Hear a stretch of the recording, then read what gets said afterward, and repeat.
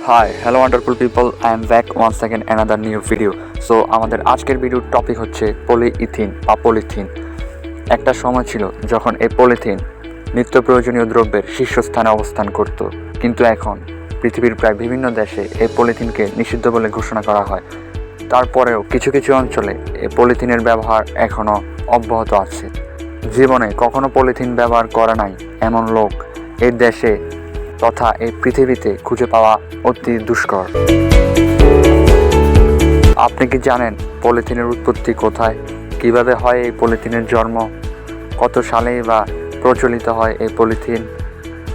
তাহলে চলুন সকল প্রশ্নের অবসান ঘটিয়ে জেনে নেওয়া যাক পলিথিন সম্পর্কে। পলিইথিন বা পলিথিন সর্বপ্রথম জার্মান রসায়নবিদ হান্স ফন পেকম্যান আবিষ্কার করেন, যিনি ডায়াজোমিথেন অনুসন্ধানের সময় 1898 সালে দুর্ঘটনাবশত এটি আবিষ্কার করেন।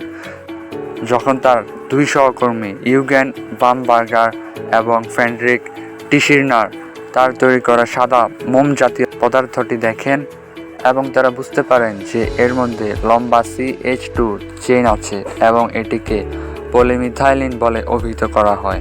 সেই 1898 সালে দুর্ঘটনাবশত এই পলিথিনের উৎপত্তি ঘটে এবং সময়ের ক্রমান্বয়ে এই পলিথিন ধীরে ধীরে বাণিজ্যিকভাবে এবং ক্রমে ক্রমে পুরো বিশ্বে ছড়িয়ে পড়ে।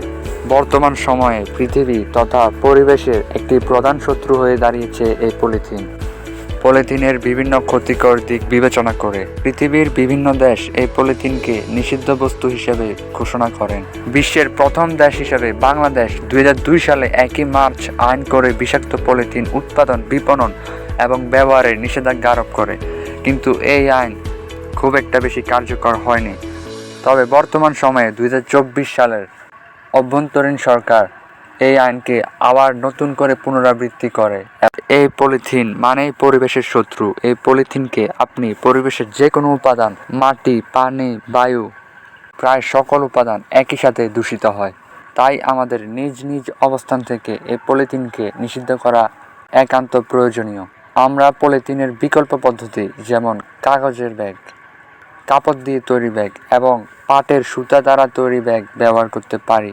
আমাদের সকলের উচিত পলিথিনের ভয়াবহতা সম্পর্কে অবগত হওয়া। সুতরাং পলিথিনকে নিষিদ্ধ করুন, পরিবেশ বাঁচান। পরিবেশকে রক্ষা করতে হলে পলিথিনকে নিষিদ্ধ করা আমাদের প্রত্যেকের একান্তই জরুরি। ধন্যবাদ।